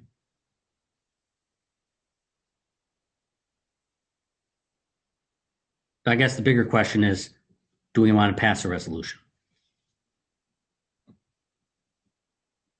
Well, I think we ought to do something in that line to show our support of what we heard from our constituents the other day. So absolutely, we need to do something that shows that we are also heartfelt and saddened by everything that's taken place in lieu of the COVID experience. John, what do you think? I am fine with it. I have been reading some stuff on this 1.9 trillion bill that the federal government is going to pass. And there is help in there when the money comes to the state that it's supposed to go to help relieve stress on small businesses. I sure hope that comes about. I also would like to send a copy of last week's COW and the public comment to our representatives and to the governor. I believe that they should hear this also, that it's not just coming from politicians, it's coming from heartfelt business owners and workers. So I will vote yes on this. Hold on, I'm just adding that sentiment to the end of it.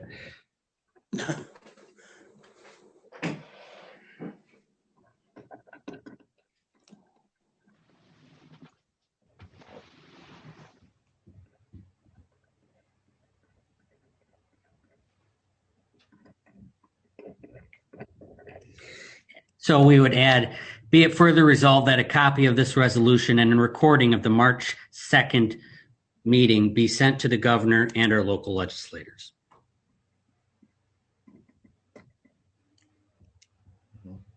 I know this is rather unorthodox, commissioners, and you guys have known me a while. I don't like to deviate off script too much, but I don't think we can wait another week. We have to let these people know we heard them and that our heart breaks for them. So if no one else, if another commissioner hasn't got a comment, I have another comment. Please. I was just waiting for everybody to make a comment that had one. So I had a different resolution that I have prepared, similar to some of the other county ones that have been passed, but I did reach out to both Sheriff Leaf and prosecuting attorney Julie Knackford Pratt. And I've left Julie, I talked to her, she was going to get back with me, and I've left several messages for her since February 12th, but I have not heard back from her. So that's what I was waiting on. Well, there's no rule that says we can't pass more than one. Vivian, in your conversation with Sheriff Leaf and Julie Pratt, were you looking for support? What were you looking for? Yes. The resolution specifically names those two individuals in it. And Sheriff Leaf was in favor of it. Prosecutor Knackford Pratt, she wanted to reach out to the counties that had passed these similar resolutions and find out if they'd had any repercussions from them. There are issues with saying that it's okay to open your businesses because, number one, we don't have any authority over the public health code, and number two, they can still get fines and violations and jeopardize their licenses. So she said, based on the fact that we do take an oath to support the Constitution, that's very much a part of it. And we don't want to tell somebody they can open their business and then have fines and violations and loss of license come from the licensing authorities. And then have a owner say, well, they said we could open, and then they get fined or they get their license taken away. Yeah. One particular business in the county said, it's not worth it to me to jeopardize my licenses. So just wanted to follow through, but I have not heard back from her. Okay. I think those are great points. I'm glad you reached out and did that. And just some comments on Ben's resolution. I think it's well written and captures the spirit of last week's meeting that we would like to convey. Whether we can give them an audio or just a written would be interesting to see if we could do that. I think people are under the impression that some other counties have passed these resolutions. They just don't quite have the realization that there may be liability. It's one thing to support your businesses and support your community, which I haven't talked to a commissioner who does not. We Correct. all do. The risk is that if we say we want our county to be open for business as usual, and then the state comes in and issues those fines, we cannot protect these businesses from that, and there's potentially risk of liability on our side from us telling them to open up or Correct. giving them a green light to do it. So I have concerns on that. So Ben's Exactly. resolution is not going to be what some people want to hear. They want something that blows the door off and basically waves our fist at Lansing and says, we're going to do what we want to do, pack it. But I'm not quite sure that, as you already mentioned, Vivian, that we do not possess the authority to issue those orders, and we can't put those businesses at risk. I will state that I like to eat, So as I've been out and been in several establishments, I'm very impressed with how well Berry County restaurants have been run with government mandates, with social distancing, with their COVID rules. They've done an outstanding job. There are several businesses that I think have been able to venture outside of that 25% and now 50% and just do an awesome job. I also have had some concerns voiced to me about when you pass these resolutions that you almost make yourself a target, which is not. The other thing I don't want to do is call attention to this when we have businesses operating phenomenally well and starting to get back on their feet, that we bring unwarranted attention to Berry County as well for people harassing our businesses, because they don't need that either. So I support Ben's resolution. It's not going to be enough for what some people want, but they need to know, I guess our businesses need to know, if we can do anything for them, we will. What I'm doing is eating, if you can't tell. So, my goal was to lose 15 pounds, and I think I've only got 24 more to go. So it's really been a great program so far, so I'm supporting those businesses by being there. And I think that's the best thing we can do, is show up and support those businesses and let them know we care, let them know it's safe and get out there. So, but that may be a little long-winded, my apologies, but long, short way of saying, Vivian, I appreciate your work on doing that. I think you've answered some questions that I had, and will also support Ben's resolution. Yeah, you brought up a good point, Dave. And just to clarify, this resolution only requests one person do one thing, and requests the governor start listening to the pleas and the cries of the people that live in the state. It does not direct anybody to choose to enforce a law or not to choose to enforce a law.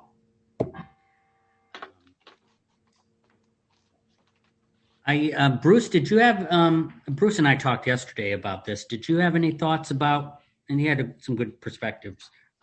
You want to comment on a response? Maybe in addition to my earlier response, some of the other, can't remember exactly the locations in Michigan, the citizens at large and stuff took it upon themselves to run a program that they were referring to as the Big Tip. And it was a group of citizens that put together a type of fundraising system where once a week they would take in money, and whatever money they collected for that week, they would award it to one of the local businesses that have been struggling. And then they would go on to do that the following week, and they're planning on continuing until all their struggling small restaurant businesses and indoor dining places have at least received something from the community and show that they're all behind them. Just something to think about. Any other questions from commissioners or comments? I'm working to bring the text of this resolution up on the screen. All right, we'll go to the phones. We'll start with Kathy Gramsey. Please unmute your microphone and make your comment. Good morning. Those are very pretty words, and I can completely and wholeheartedly support this resolution, and I hope the commission chooses to pass it. But pretty words aren't going to help the businesses. It's not what's needed. They need financial assistance. They need to have taxes waived. They need to have permits given without fees. They need whatever financial assistance the county can provide in whatever way the county can provide it. And I don't know the full extent of what the county can do, but I do know that the county is not destitute. And I do know that this is what a rainy day fund is for. And I would urge the commission to consider taking actual action and not just trying to throw pretty words at a real problem. That's all. Thank you. All right, thank you for your comments. Joel Ibbotson, please unmute your microphone and begin your comments now. Apologize, my microphone disappeared. Yes, I echo everything Kathy said, which I'm grateful she did state that because it allows me to give one more thought to the resolution. And one is that I do appreciate the efforts that Julie Callie and Dr. John Bison have given. I know that they've spent countless hours with their staff on the phone helping push through unemployment requests and so forth. There's one individual that I just referred to Julie Callie's office last week who has been off work completely. He's lost his house. And supposedly there's a $20,000 check out there in the cloud for him that someday he might get, but it's too late. Another thing is, like I said, echoing what Kathy stated on the licensing fees and so forth, whatever kind of regulatory relief that the county can afford. And two, and I might be putting the cart before the horse, but getting a health department that serves the needs primary and foremost of Berry County. Thank you. Thank you. Is there further public comment? Dar, please unmute your microphone. I tend to agree with the other two there that those are words. We're kind of late on this, in my opinion, because back when the stimulus money first come on out, the governor put her employees first. They're already getting a full-time paycheck and benefits, but we had businesses that were going under. She did this by ordering her employees to take one furlough day, and that qualified them for the $600 stimulus. They didn't have to do any of the paperwork. That was all done for them. I think we need to take a little more aggressive action on it. And I don't know, that money was supposed to be for the businesses, not for the state to balance their budget. And thus we lost thousands of businesses throughout the state. So I'd like to see us take a little more aggressive stance. I'm not saying go out and put us out there completely, but right. I don't know. I think you hear me. Thank you. Mm-hmm. Thank you, Dar. Is there further comment? I have a comment. Can you hear me? Yes, please state your name. Yep, my name is Adam Heikela. I spoke at the meeting last week as well. I'm a business owner here in Hastings, and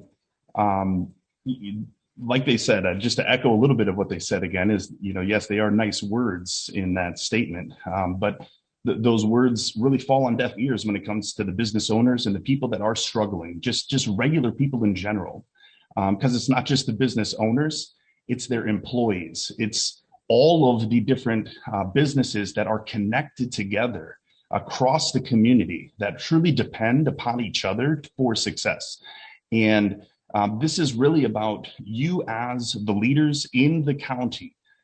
As I said last week, have an opportunity to open the door. Not that you open the door for risk for anyone, because anyone here that has a business has the choice to continue to follow the mandates and the regulations that the state puts forth. If that's who they feel is the ones that have control over them in their lives, and that is who they want to bow down to and adhere to, they have the right to do so.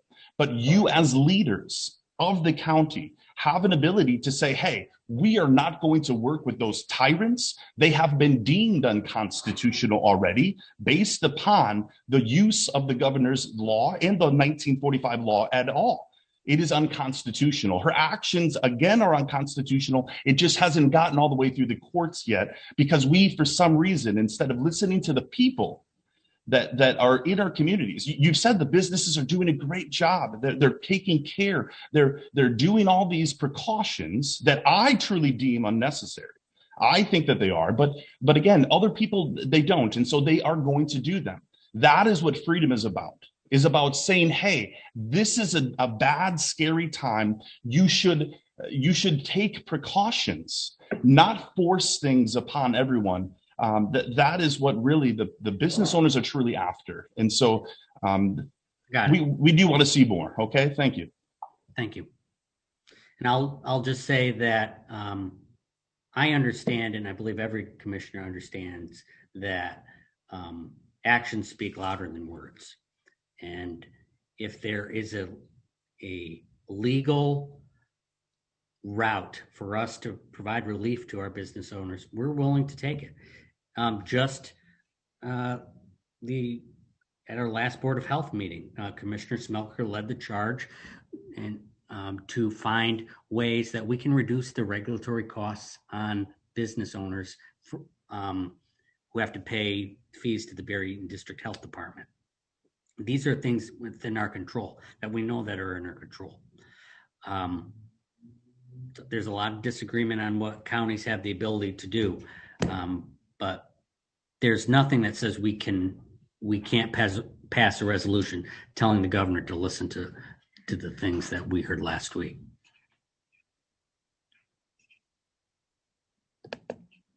I'm working to get the resolution up here on screen. Do you guys want to see it, or are we just good with passing it?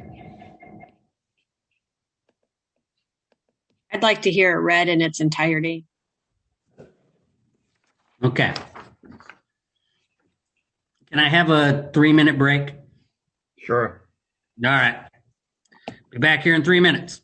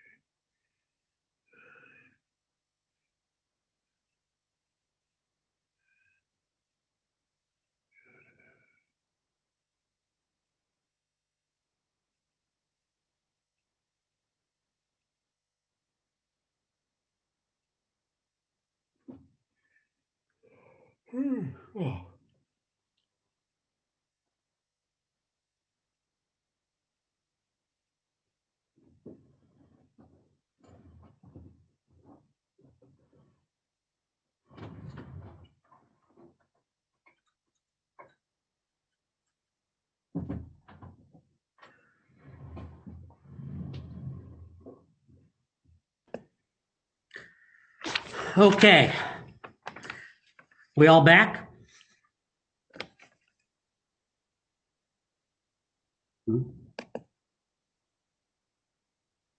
I'm here.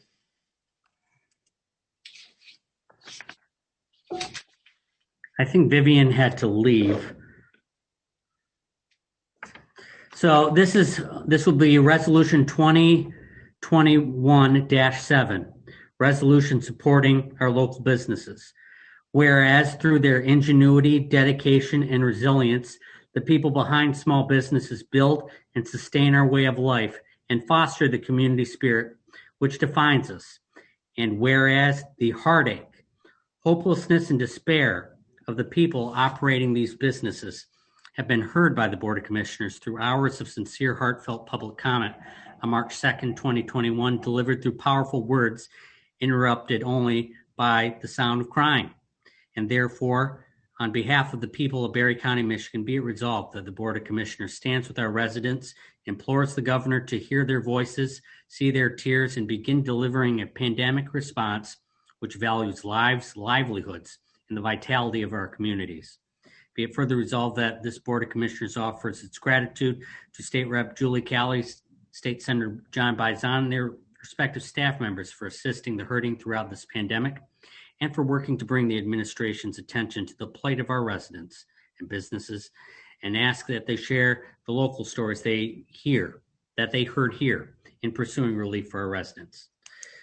Be it further resolved that a copy of this resolution and a recording of the March 2nd meeting be sent to the governor and our local legislators. That's all she wrote.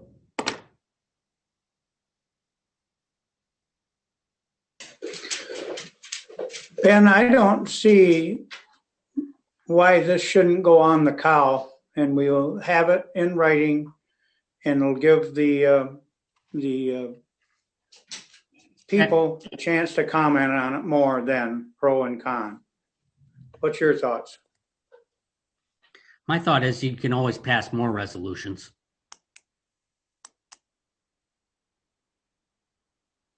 I just wanted to have the discussion today. I feel we owe it to those people to promptly respond.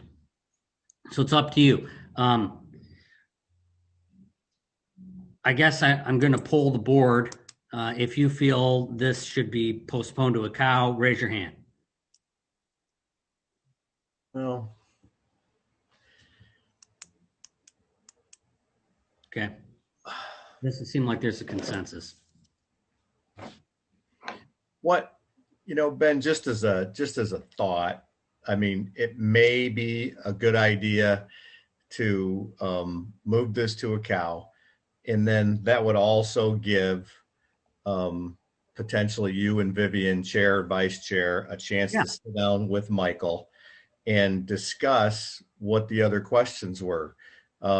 Is there potential for financial assistance? I don't know that we can necessarily show favoritism to one group of businesses over another, but financial assistance, tax abatements, fees from the health department, those are some things that we can look into and maybe have a clearer picture for what our actual authority is going forward on some of those local things. And also summarizing what help has or is available from the state, from the federal government, or from local sources like BCF and the county. Maybe there's something we've overlooked that we can put our heads together on. So yeah, maybe this could be a resolution of what we're going to do about it. So, all right. I'm sold on that. Are there any other discussions? Does anybody feel adamantly that we should vote on this today? Who did you have something to say? Yes, I think this is a good idea, holding off for a week, but I don't want to keep dragging this out for another month or so. We need to be doing something. And, Okay. not keep talking about it. We can pass it and amend it. Now, this is, I mean, I'm springing you up, this kind of on you guys. It's not going through our usual channel, so I'll leave this to the wishes of the committee. I agree with Dave that I think there needs to be some more discussion about how the federal funding may come into play in the county, what state funding might be available, and what options are available to us in our toolbox. Yep. Okay. So I'm hearing a consensus that we don't want to move on this today. appreciate the work on it. I think it's well done, but a little more time would be good. Yeah. Thank you, I would Ben. like to see it on the next cow. Yeah, it will be on the next guy. All right, moving ahead. Vice Chairperson's report. Unfortunately, Vice Chair Connor had to leave. Commissioner reports. We'll start with Commissioner Gibson. I'm good. Okay. Commissioner Smelker. He's good. I'm good. Bruce is good. I'm good, thank you. Commissioner Jackson. I am also good, thank you. And Commissioner Getty. I just wanted to follow up on the countywide trail plan effort that Allison Troyer Wiswell mentioned in the Blue Zones discussion. Berry County Parks and Rec Board is looking at ways to fund that planning effort. It would involve a lot of jurisdictions, but I think it's time to pursue that, and it was overwhelmingly supported from all corners of the county in our summit and from our citizen participation. So more to come on that, but I wanted to make sure everybody is aware that that's something that we're working on, and I think it will greatly benefit the local economies and, you know, in areas that are touched by trails in our county. Thank you. Moving ahead, limited public comment. This time, any member of the public wishing to address the board may do so for up to 3 minutes. Please raise your hand on Zoom or dial *9 now.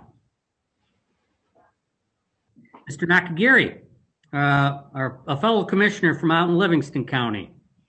Yes, thank you very much. I appreciate the chance to address the board this morning.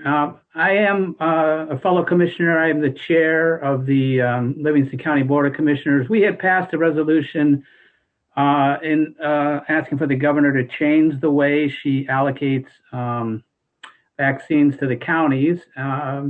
She uses what is called the Social Vulnerability Index, and it is something that instead of taking medical factors into account, it takes social factors in determining how many vaccines each county gets. I do recognize that some counties do benefit from that, and so I took the time to go through all 83 counties plus the city of Detroit and see who benefits and who doesn't. And also, equally important, I took the time to look at, given the SVI, Social Vulnerability Index, is Lansing living up to its obligations in terms of distributing vaccines according to their SVI plan? The answer with respect to Berry County is no. In fact, and I'll send out an email with a written report so you can digest the information more comprehensively. But as of last Wednesday, Berry County was down 3,927 doses on what you should have gotten, which is you're getting about 73.4% of what you should be getting. Livingston County is in similar shape. We were getting about 71%. Just as a range of, so you know what the range is, there's Presque Isle County is getting 9% of what it should get, according to the governor's calculation. Otsego County on the other end of the spectrum is getting 440% of what it should be getting. So there's something that is amiss in how the governor is distributing vaccines. It is my goal to reach out to every county board that that was not up to at least 80% of what they should be receiving and make them aware, and then email them the data that I've compiled. I will continue to compile the data because the age limit is, the governor has dropped it to 50 years. It's disturbing to me that, I'll just say for my county, we don't have enough to do the 65-year-olds, and she's opening up for more. I just think it would be better off, we'd be fairer if we took care of the most vulnerable first. And like I said, Berry County also is shorted, and like I said, I will be forwarding that information. I've got your email addresses from your website, and if you have any questions, I'm certainly available by phone or by email to ask. So thank you very much. Thank you, Commissioner. Are there further public comments? Joel, please unmute your microphone, and your 3 minutes begin now. Joel Ibbotson, Rutland Township. And what I'm going to do, I'm going to ask for a response. I realize that's unconventional. Can we hold a town hall between the people of Berry County and the commissioners? Maybe Saturday. Let's talk this over in person, eye to eye, person to person, not be restrained by an agenda. Is that something we can do? And well, the board doesn't respond to public. I get that, but you can also suspend the rules. We cannot make a decision like that at the end of a meeting without all of our board here. So unfortunately, we're not in a position to answer that question, no matter how productive or useful it might be. Well, that's my question. If you guys can even hold an emergency meeting on Wednesday, all you guys have to do is give 18 hours notice, then we can discuss it. But can we have a town hall conversation just between you and us, just person to person, eye to eye? That's all. Thank you. Thank you. Is there further public comment? Is there further public comment? There being no further public comment and without objection, the board will now adjourn.